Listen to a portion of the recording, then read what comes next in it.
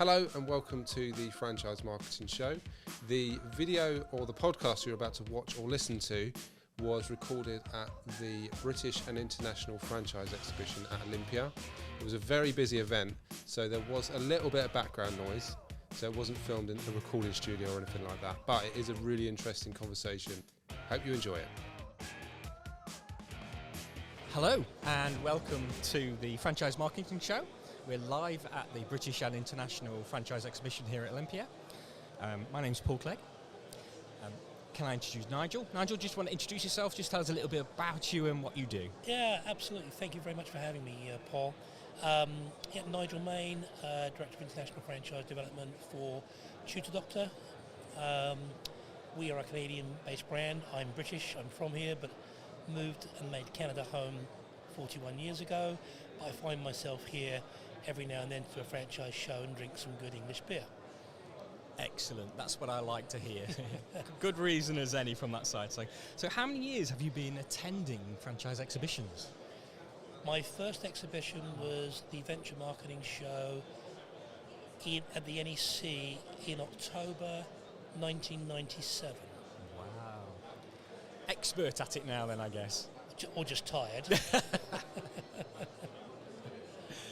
So how have you found them and what keeps bringing you back to them?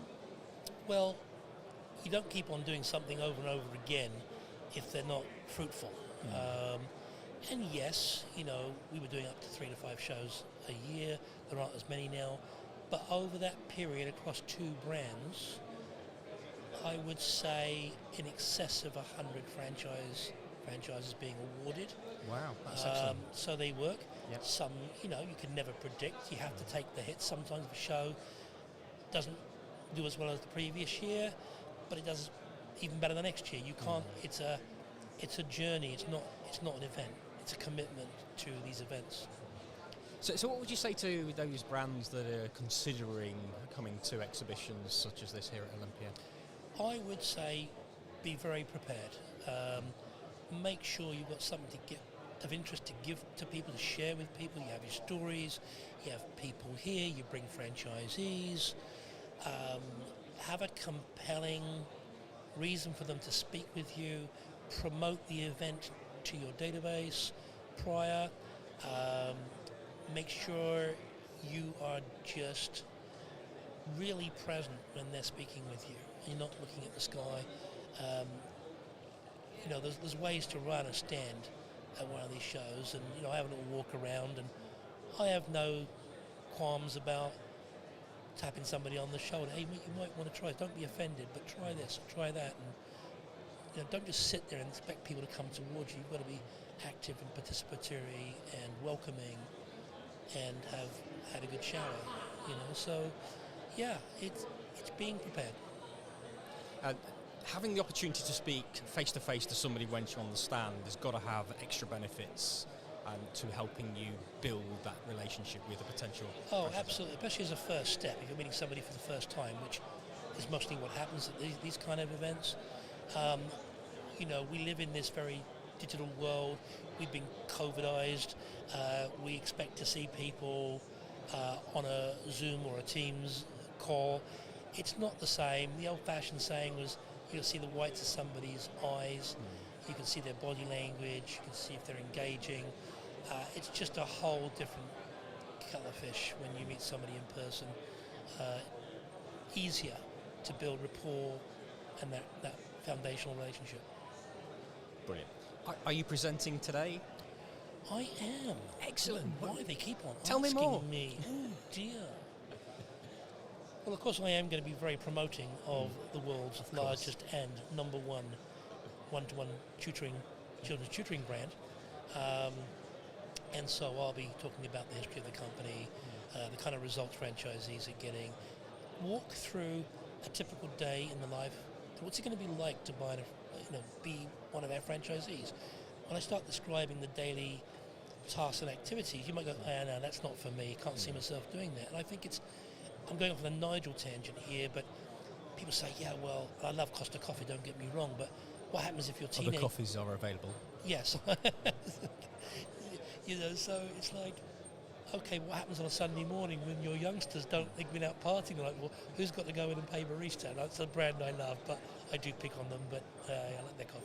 But, imagine yourself in the day-to-day operation of a business. Sort of, if you could have one of those goggles called, where you, virtual reality, right? That's what it's called. If you could have a virtual reality picture of you in that business and just say, does that fit in your own mind or not? So when I do my talk, I do focus on what it would be like and what the reality is of working the business. You clearly enjoy talking about Tutor Doctor and what you do. What makes it so great? Well, it's the gratification factor. It's okay to make a lot of money. And I'll quote Frank Milner, who is the South African but living in Canada president of the company, and he has a favourite phrase: it's great to make $1, but it's even better to make a difference. And so having a really positive impact in the lives of children is rewarding, it's gratifying. I've got 4 adult daughters, or at least they think they are, and when they were very little and younger, I'd say do something in life that you love to do and not something that you have to do. And I think 3 out of 4 are probably there. But, doing something that when you leap out of bed every morning, you're looking forward to your day. Like any business has its bad days and hopefully more of the better days. But yeah, doing something. That's the passion I have, is because we're enriching new franchisees to be in business for themselves, to make far more than a decent living. We have franchisees here with a home-based business bringing over £1 million a year. Amazing. That doesn't happen overnight, of course. Of course. Talking about the more seasoned franchisees. But, they'll tell you it's okay to call up your favourite banker and say, I need to open a bigger bank account to hold all the cash, but to actually know that you're having a positive impact on this children. It's not just parents that can afford what we do, because we're a premium product. We make no bones about being a premium product and premium priced. So it's not just parents, but it's also we do a lot of work. 50% of our revenue now is working with government agencies, mostly schools directly, and special education needs, alternate provision, pupil premium. There's a £14.2 billion a year budget, directly or indirectly from Westminster. And these are kids that really need it.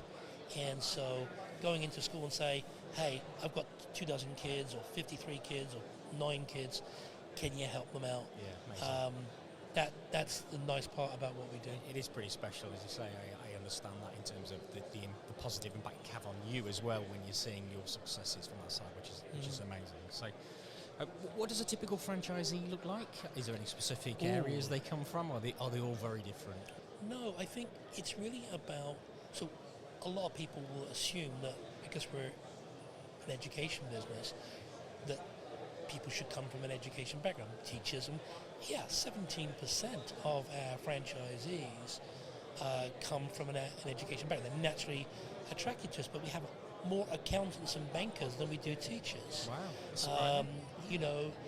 We've had individuals, that run Morrison's here in the UK, or, big corporations that have taken on this just because they want to get out of the corporate so-called rat race, and some might call it. So there is we're really looking for people with a lot of drive, with a lot of good intent. They want to do something that's, as I said earlier, rewarding and gratifying.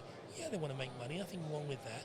It's bloody hard work. I'm not going to pull any punches on that.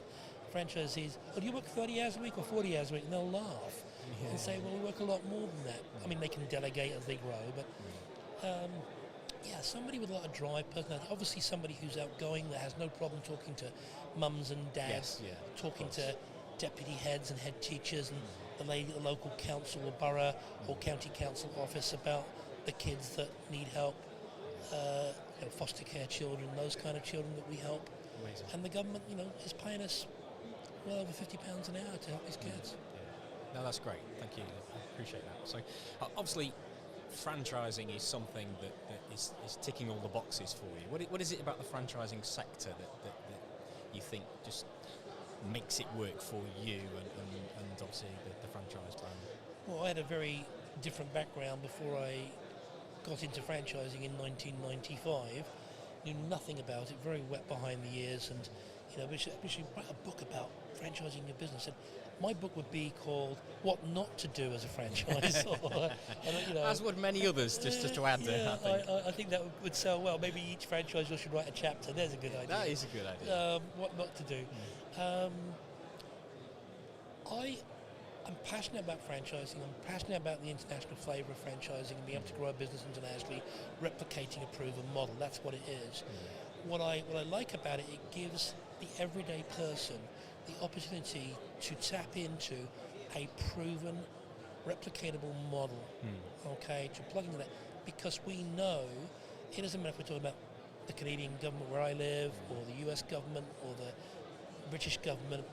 They'll all tell you, and you'll get all kinds of numbers, but typically very high percentages of people starting their own business with the best of intent, with the most wonderful ideas that are not around 5 years from now. And I think the number typically in most countries is in excess of 90%. Whereas, and yes, it might be the franchise industry self-promoting, I'm hearing that kind of number that will be around and profitable. I think it's probably a little less, but still it's a remarkable difference to, hey, I want to start my own fill in the blank. I can make, I'll add to that, I love to cook, and Canadians love to barbecue. And can I make a better hamburger than McDonald's? Absolutely I can. I'm just going to brag. I know I'm good at making a better hamburger than McDonald's. Do I know how to make multiple millions doing it? The answer is no. Thus you tap into a franchise. It is amazing sector to work in, and I think once people find franchising, they find it hard to let go because of the opportunity it creates, the new careers, your second careers you can create as well for the guys that you're talking about. And you must have some amazing franchisees who don't look back, apart from they've seen it, it's helped to educate them, but you've given that second career that just really flicks that light switch on for them. Yeah, we just had our we have an annual global convention. I like it when it's in Florida or somewhere warm, and the franchises.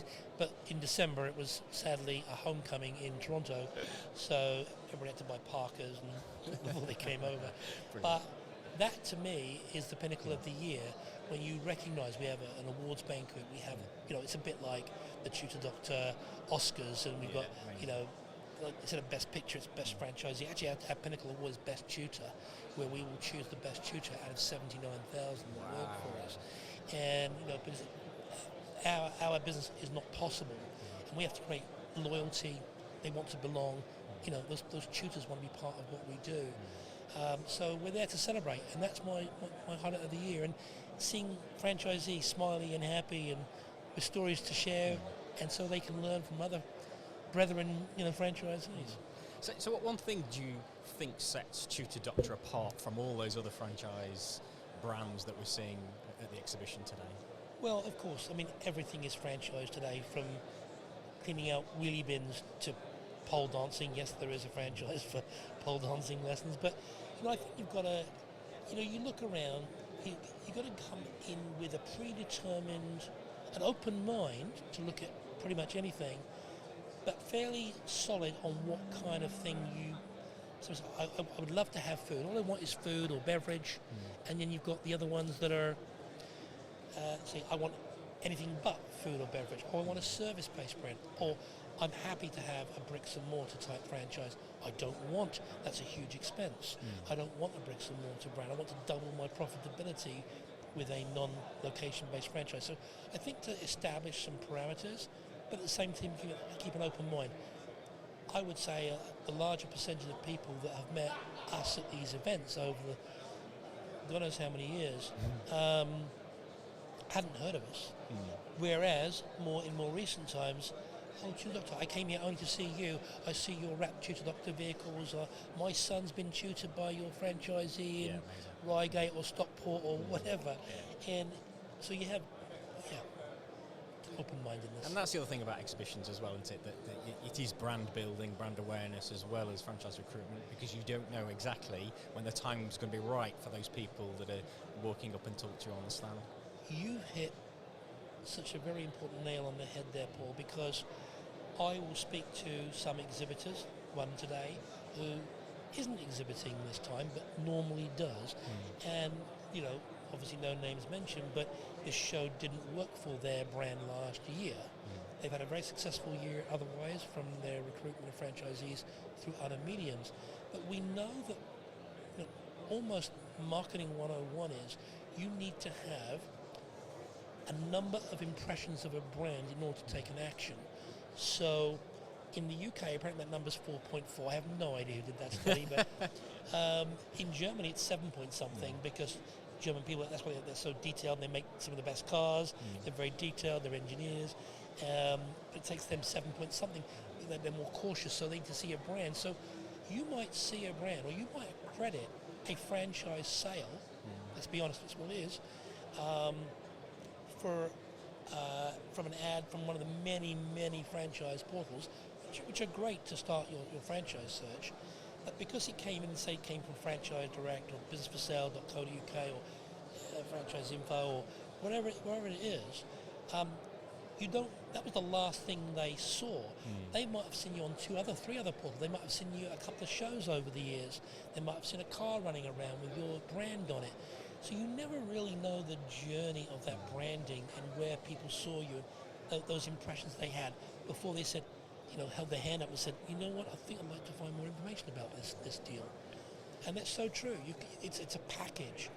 And I will say it's the cost of not exhibiting. I've had that conversation very recently about an event, and I said we can't afford not to be there. It is the full marketing mix, and obviously as a marketing company at Coconut, it's something that we would shout about as well from that side. So, and we are seeing a lot of people coming back because the timing wasn't right from the COVID years as well. So a lot of brands are experiencing that, where the timing is getting better for them to start to make those decisions. And I think this could be one of those shows Yeah, the energy's certainly early in the day here, the first day, and it's already got a bit of a buzz about it. You can always feel it. You kind of know it. I was going to ask you how the day's going, but I can't really because you're one of the first on. 73 leads, no. Well, we are giving away spin the wheel and free chocolates and a draw for £200, you know, M&S. I'm going to come across. I'm going to come across and get your Kit Kats. You know, I mean, that you can laugh, but some of those things are fun, and then people start talking to you. You know, but hey, enjoy what you do, have some fun while you're doing it. Brilliant. Well, I really appreciate you taking the time to come and talk with us today. Hope you have a good rest of the exhibition. Oh, we will. And we'll talk to you very soon. Thanks for having me. Thanks, Joe. Okay, bye-bye.